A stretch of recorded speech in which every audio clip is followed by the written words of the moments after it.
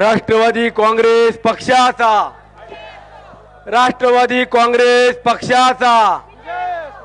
उद्धव साहेब आप आगे बढ़ो, उद्धव साहेब आप आगे बढ़ो, अजीत दादा आप आगे बढ़ो, अजीत दादा आप आगे बढ़ो, पवार साहेब आप आगे बढ़ो।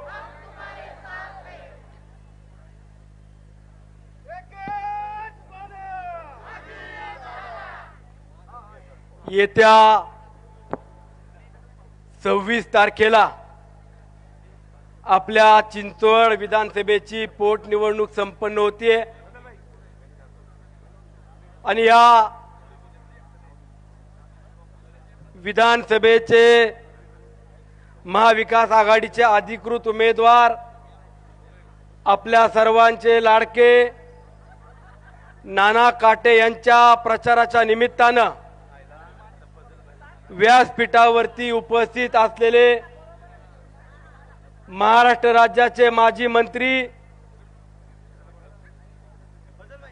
अखंड महाराष्ट्र ज्यांच्याकडे एका निष्ठेने पाहतो अशी महाराष्ट्राची मुलूक मैदानी तोप आम्हा सर्वांचे नेते आदरणीय भास्करजी जाधव साहेब, व्यासपीठावरती उपस्थित सर्व सन्माननीय मान्यवर, व्यासपीठाच्या समोर स्थानापन्न असलेले महाविकास आघाडीवरती प्रेम करणारे, नानांवरती प्रेम करणारे सर्व या भागातील वडीलधारी माझ्या माता भगिनी, तरुण सहकारी बांधवांनो आणि पत्रकार मित्रांनो, येत्या 26 तारखेला आपल्या मतदान रूपी आशीर्वाद महाविकास आघाडीचे उमेदवार नाना काटे यांना द्यावेत हे आवाहन करण्यासाठी आज महाविकास आघाडीतील सर्व नेते मंडळी या सभेला उपस्थित राहत आहेत।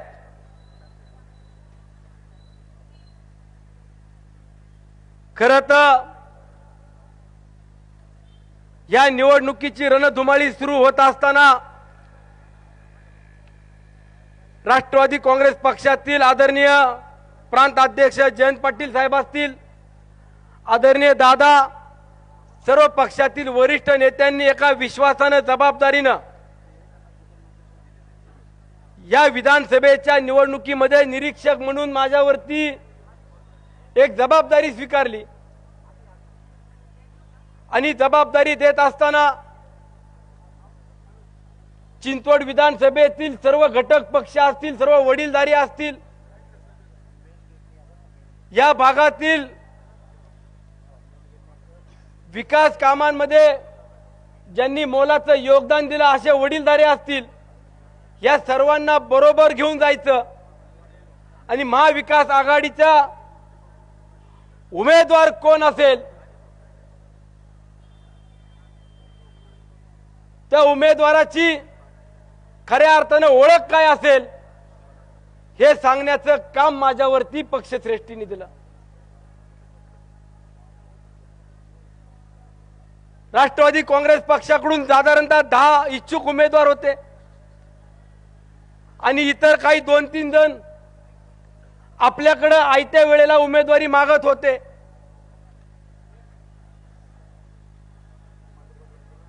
ज्यांनी उमेदवारी मागितली ते सर्व कार्यकर्ते पक्षातील 10 जण प्रामाणिकपणाने पक्षाशी काम करत असताना अडचणीच्या काळात, पडत्या काळात देखील ज्यांनी पक्षाला साथ दिली अशा व्यक्तीला उमेदवारी देण्याचा पक्षश्रेष्ठींनी निर्णय घेतला।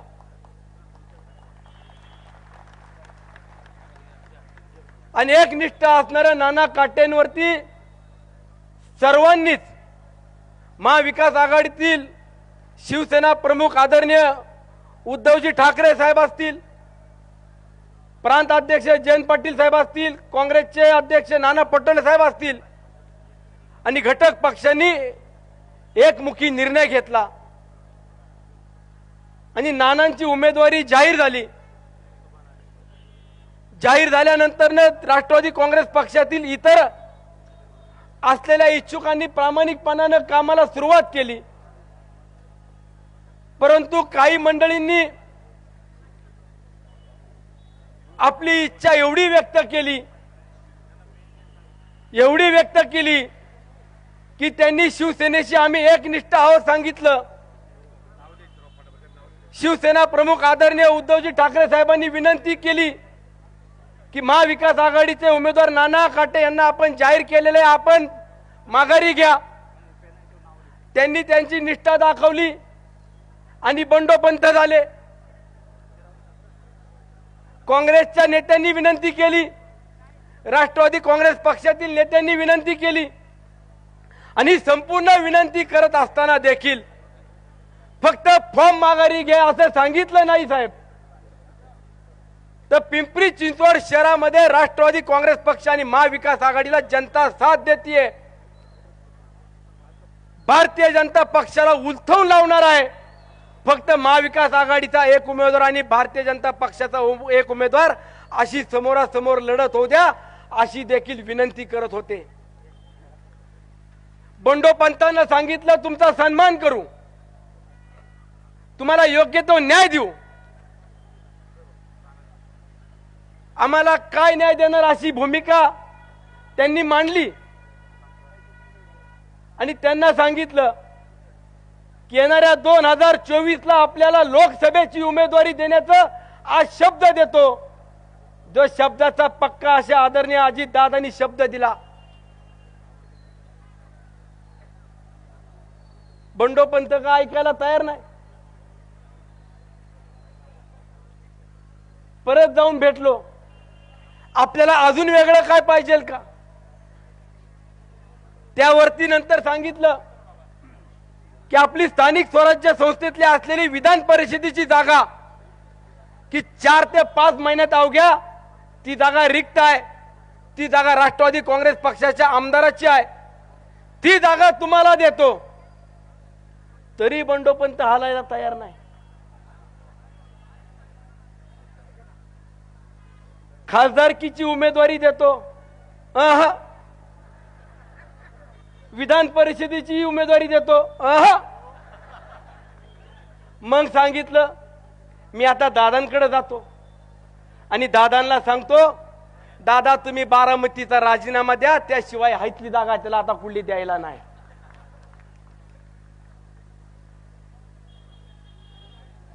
ही निवडणूक कुठल्या आयऱ्या गायऱ्याची, कुठल्या बंडोपंताच्या विरोधातली नाही. ही निवडणूक कुठल्या कुटुंबाच्या विरोधातली नाही. ही निवडणूक भारतीय जनता पक्षाच्या विरोधातली महाविकास आघाडीची निवडणूक आहे. या निवडणुकीला सामोरे जात असताना गेले अनेक दिवसांपासून या शहरामध्ये ज्यांनी विकास कामं केली, ज्यांनी या शहराला वेगळ्या उंचीवरती नेण्याचं काम केलं, त्या विकास कामाच्या जोरावरती आम्ही या निवडणुकीला सामोरे जातोय. की गेले 25 वर्षापासून या पिंपरी चिंचवड शहराचा विकास कोणी केला? या शहरातल्या नागरिकांना मूलभूत सुविधा कुणी पोहोचवल्या? या शहरातील सर्वसामान्य जनतेला प्रत्येक जाती धर्माला एकत्रित घेऊन प्रत्येकाला न्याय देण्याची भूमिका कुणी घेतली? कुठल्याही लहानच्या लेकराला जरी विचारलं तरी ते सांगतं की आदरणीय दादांनी आणि आदरणीय पवार साहेबांनी आम्हाला न्याय दिला. काल इथेच भारतीय जनता पक्षाच्या मंडळींची सुद्धा सभा झाली, बरोबर ना? इथं झाली ना? आणि काय गडी पोपटावानं बोलत होते की इथला विकास आम्ही केला, इथली डेव्हलपमेंट आम्ही केली, इथल्या जनतेला आम्ही न्याय दिला. असं वाटत होतं की पटकन जाऊन त्यांच्या गळ्यात जाऊन पडावं की काय. किती विकास केला, कुणाचा विकास झाला, कोण कोट्याधीश झालं, हे पिंपरी चिंचवडच्या शहरातल्या सर्वसामान्य जनतेला सुद्धा माहित आहे, छोट्याशा लेकरांना देखील माहित आहे. आणि विकास कामाच्या वल्गण्या करायच्या, विकास कामं आम्ही केली म्हणून जनतेची दिशाभूल करण्याचं काम सुरू केलं. मला या समोर बसलेल्या नागरिकांना विचारायचंय, इथल्या मायबाप जनतेला विचारायचंय की आपल्या सत्सद विवेक बुद्धीला स्मरून सांगा की या पिंपरी चिंचवड शहराचा विकास अजितदादांनी केला का देवेंद्र फडणवीसांनी केला? इथला विकास, या शहराचा विकास अजितदादांनी केला. ज्यांना ज्यांना वाटतं त्यांनी हात वरती करून फक्त दाखवा. या ठिकाणी या जाहीर सभेच्या निमित्तानं नुकतंच ज्यांचा म्हणतोय, ज्यांच्या अभ्यासू भाषणाने घाबरतात आपले उपमुख्यमंत्री, त्यांनाच आमंत्रित करतो आपल्या सर्वांचे लाडके DM म्हणजेच धनंजय मुंडे साहेब. राज्याचे माजी मंत्री,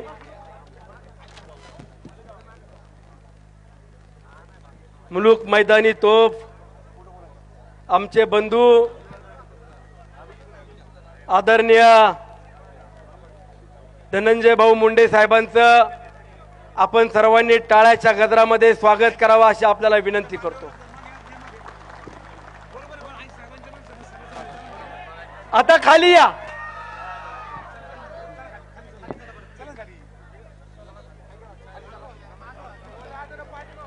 या शहराचा विकास मी धनुदादा आता विचारत होतो तुम्ही यायच्या अगोदर.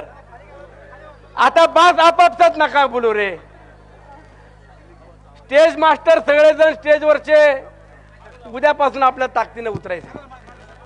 या शहराचा विकास कोणी केला? या शहरातील मूलभूत सुविधा कोणी आपल्यापर्यंत पोहोचवल्या? या मायबाप जनतेनं हात वरून करून सांगितलं. या शहराला दादानं विकसित केलं. आणि आज काही मंडळी येऊन या ठिकाणी आम्ही विकास केला, आम्ही शहराला स्मार्ट सिटी केलं, अशा पद्धतीनं दिशाभूल करण्याचं काम करतायत. माझी विनंती आहे की या शहरामध्ये मराठवाडा असेल, विदर्भ असेल, पश्चिम महाराष्ट्र असेल, कोकणातले माझे बांधव असतील, गुन्हा गोविंदानं राहत आहेत. आणि या नागरिकांना माझं आव्हान आहे की या शहरामध्ये आपण राहत असताना खऱ्या अर्थानं ज्यांनी विकास केला त्या दादांना आपण साथ द्यावी, नानांना आपण मतदान रूपी आशीर्वाद द्यावेत. काही भाषण मी मोबाईलवरती ऐकत होतो आणि काल काही सोंगाड्यांनी सोंग घेऊन उभे राहून सांगत होते की ही निवडणूक बिनविरोध करायला पाहिजे होती. एका महिला भगिनीला प्रचाराकरता घराघरामध्ये फिरवायला लागले. भारतीय जनता पक्ष एवढा संवेदनशील झाला, एवढी त्यांच्या मनामध्ये आत्मीयता निर्माण झाली की सहानुभूतीचं भांडवल करायचं, सहानुभूतीचा मुखवटा लावायचा, हिंदुत्वाचं जर दुकानच मांडलं आणि हिंदुत्व आणि सहानुभूती याच्या पलीकडे भारतीय जनता पक्ष तुम्हा आम्हाला काहीच देऊ शकत नाही.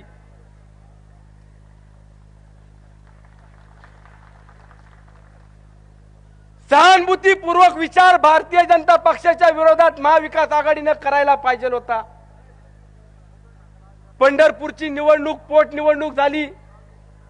स्वर्गीय नाना भालके आमचे अवघ्या वर्ष दीड वर्षामध्ये कोरोनाच्या काळामध्ये त्यांचा दुर्दैवी असा मृत्यू झाला आणि त्यांच्याच परिवारातला व्यक्ती त्यांचा मुलगा ज्या वेळेला उभा राहिला त्यावेळेला भारतीय जनता पक्षाची सहानुभूती कुठं होती? ही निवडणूक बिनविरोध व्हावी याकरता मी वरिष्ठांची परवानगी न घेता जाहीरपणाने सांगितलं होतं, चला ही बिनविरोध निवडणूक करूया. राष्ट्रवादी काँग्रेस पक्षाचं घड्याळ आम्ही बाजूला ठेवतो, तुमच्या भाजपची कमळाबाई तुम्ही बाजूला ठेवा. तुमचं कमळ बाजूला ठेवा, आमचं घड्याळ बाजूला ठेवतो आणि या शहरातून सर्वानुमते जो उमेदवार येईल त्या उमेदवाराला सर्व पक्षातले मंडळी पाठिंबा देऊन आपण ही निवडणूक बिनविरोध करूया. का तुम्हाला बिनविरोध करायची होती तर तुम्ही, मी जाहीरपणानं निवडणुकीच्या अगोदर सांगितलं होतं की स्वर्गीय लक्ष्मण भाऊ हयात असताना सुद्धा भारतीय जनता पक्षानं 2 महिने अगोदर ह्या निवडणुकीची तयारी सुरू केली होती आणि तुम्ही नंतर सहानुभूतीचं ढोंग मांडता.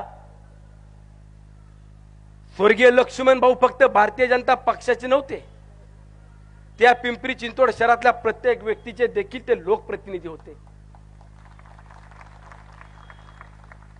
विधिमंडळात जर कधी आम्हाला भेटले तर वडिलकीच्या नात्यानं आम्ही देखील त्यांच्या पाया पडत होतो. आम्ही पक्षपात पाहिला नाही, ते भाजपचे नेते म्हणून आम्ही पाहिलं नाही. आणि आज लक्ष्मण भाऊ गेल्यानंतर न त्यांच्या सहानुभूतीचा बाजार या मंडळीने मांडला. भाजपवाल्यांना माझा प्रश्न आहे, 2014 पासून तर 2023 पर्यंत लक्ष्मण भाऊ तुमच्या भारतीय जनता पक्षामध्ये आल्यानंतर तुम्ही लक्ष्मण भाऊंना काय न्याय दिला, त्यांचा काय सन्मान केला. शेवटचे क्षण ज्या वेळेला लक्ष्मण भाऊ मोजत होते त्यांच्या परिवारातल्या देखील व्यक्तींची एकच अपेक्षा होती, 2014 ते 2019 भारतीय जनता पक्ष सत्तेत असताना भाऊंना मंत्री करा. या शहरामध्ये भाऊंच्या रूपानं जे नेतृत्व काम करत होतं त्यांच्या परिवारातील देखील प्रत्येकाची इच्छा होती की 2014 ते 2019 भारतीय जनता पक्षाची सत्ता आहे, भाऊंना मंत्री करावं. 5 वर्षामध्ये मंत्री करू शकले नाही. शेवटचे क्षण भाऊ ज्या वेळेला आपल्या आयुष्याचे मोजत होते त्यावेळेला तरी किमान भाऊंना मंत्री करावं अशी प्रत्येक कुटुंबातल्या आणि इथल्या नागरिकांची इच्छा होती की किमान भाऊंच्या नावापुढे नामदार म्हणून एवढीच आमची भूक आहे, एवढीच आमची भारतीय जनता पक्षाकडे पक्ष अपेक्षा की आपण भाऊंना नामदार म्हणून एकदा. परंतु भारतीय जनता पक्षानं भाऊंना साधं मंत्री केलं नाही. हयात असताना त्यांना पक्षामध्ये काय सन्मान दिला हे आज भारतीय जनता पक्ष तुम्हाला सांगू शकत नाही. आणि गेल्यानंतर न सांगतायत आता उद्या परवा काही त्यांचे नेते मंडळी येतील, त्यांच्याकडे आता एकच मुद्दा राहिलाय आणि ते सांगतील की स्वर्गीय लक्ष्मण भाऊंचं स्वप्न आम्हाला अश्विनीताईच्या रूपानं पूर्ण करायचंय. अश्विनीताईंना आम्ही मंत्री करू, आपण मतदान करा, त्यांना विधिमंडळात पाठवा. ते काय करत नसतात. एवढंच भांडवल घेऊन उद्या तुमच्या समोर येतील.